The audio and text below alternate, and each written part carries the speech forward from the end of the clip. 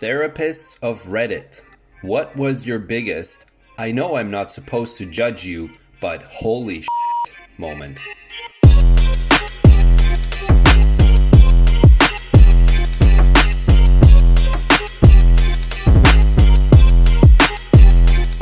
Welcome back to Redditainment, a fun way to explore Reddit. Today is Monday and we've set aside this day for the AskReddit subreddit. The contents in this post may be disturbing to some, so view at your own discretion. I work at a residential group home. We had a kid who we had admitted about 4 months prior. When in a family session, they mentioned they had parasites. I'm like, what? Mom goes, oh yeah, our whole family has them. We don't believe in getting rid of them since they're part of our biological ecosystem. And I'm just dumbstruck. We spent 3 weeks afterwards convincing this family it was an infectious disease concerns, as other residents have fecal eating behaviors and various other unsanitary issues that could cause a unit spread. 3 weeks of education, planning, and worst of all, convincing this kid and mother that their IQ wouldn't drop because they had agreed to eradicate the parasites. Lots of CBT work, but Jesus, it took way longer than any of my team expected. I had to look up CBT work. I was not sure what that was. It turns out it's cognitive behavioral therapy. If any of you have looked into therapy or psychology, you may be familiar with this term. It's described as a short-term therapy technique that can help people find new ways to behave by changing their thought patterns. First comment says, ah yes, the well-known IQ boosting parasite. I think I saw something about them on that documentary, Futurama. This is crazy.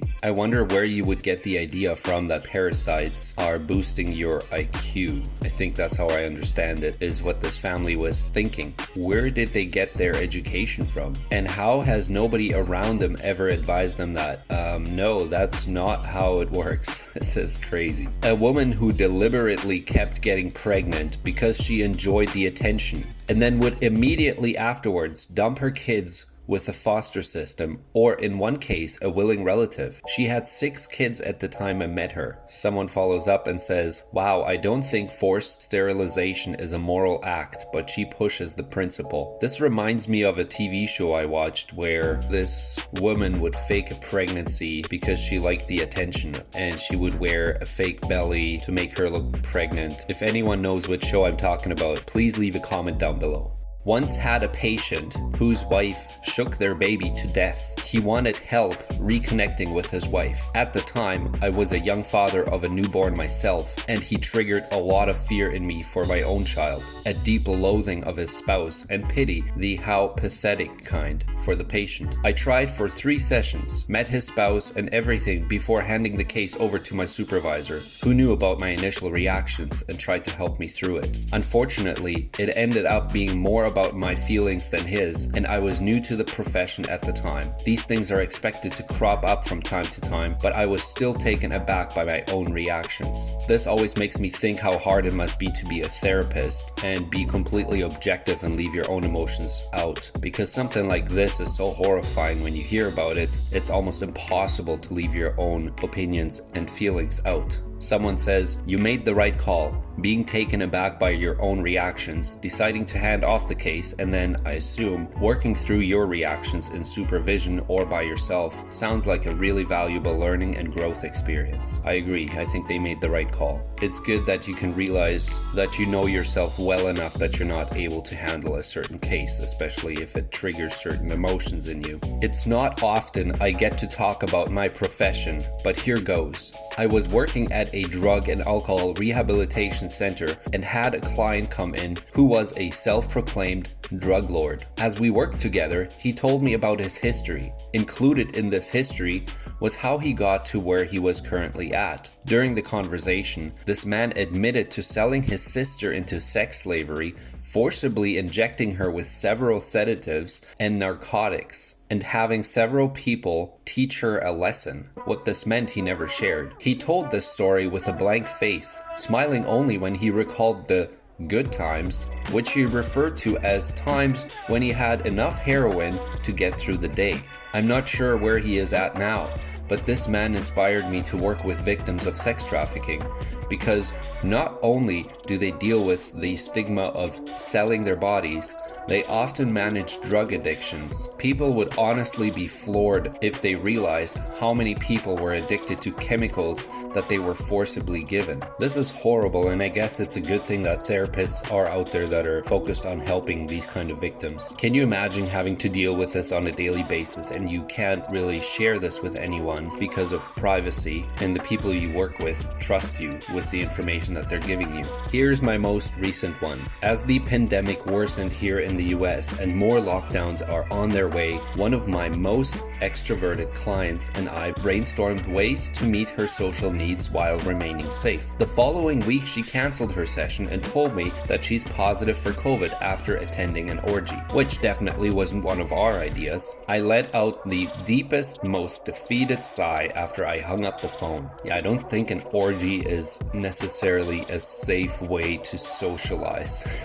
Especially during a pandemic. What was she thinking? I joined in a review of a secluded patient and he threw a cup of wee and poo in my face when we opened the door. I tried to be objective about his experience, but I just thought, what a cunt. I work in inpatient services, so it can be hard to challenge myself at times. Individuals with diagnosis of personality disorder, for example, can do things that in isolation make you think they're just being bratty or manipulative. But to think of the experiences that shaped them to react like that in a given situation can help to clear my judgment and find compassion. Harder when someone bites me or hits me with one of our fabulously detachable anti-ligature curtain poles though. That would take some serious restraint to not flip out or react if you get a cup of wee and poo thrown into your face. I probably would have just lost it right then and there, but as the therapist says, it's important to think of the experiences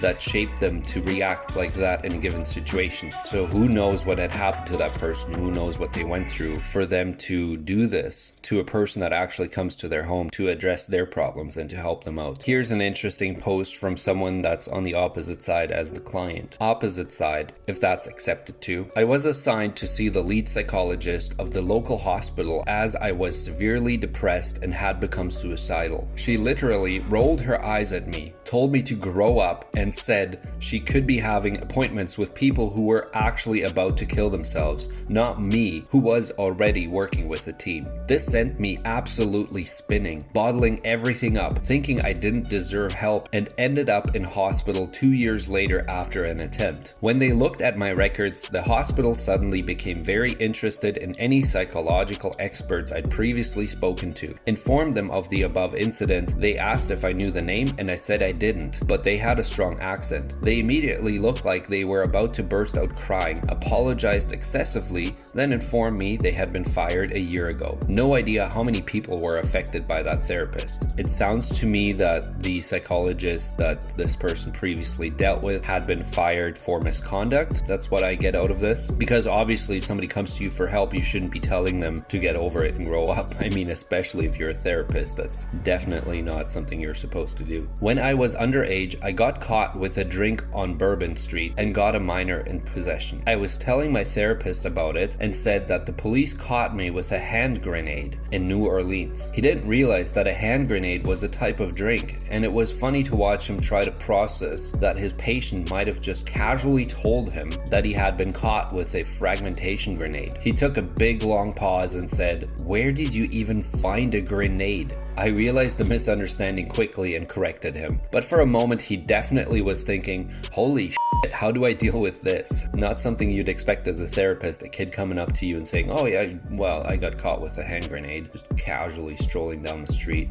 Someone says, wow, some people just shouldn't have kids. This is in reference to a lot of posts on here actually deal with abusive households, kids living through trauma when they were young. And this statement couldn't be more true. Some people just shouldn't have kids. Let me know in the comments if you agree or disagree. I always think there should be some sort of test to pass before you are allowed to have children, because too many people are just not great parents. Not a therapist, but my poor mom has only recently sought therapy for the disturbing things she experienced as a child, and the therapist definitely had a holy shit judge moment. My mom and her family fled to Australia when she was 6 from Ireland in the early 70s. Her mother and father were both in the Ulster Defence Association, UDA. They fought the IRA in Northern Ireland during the Troubles. My grandmother was a major player and has killed people. My mom was relaying some of this information to her therapist, and she had the audacity to try to minimize the experience by saying they were probably just accountants.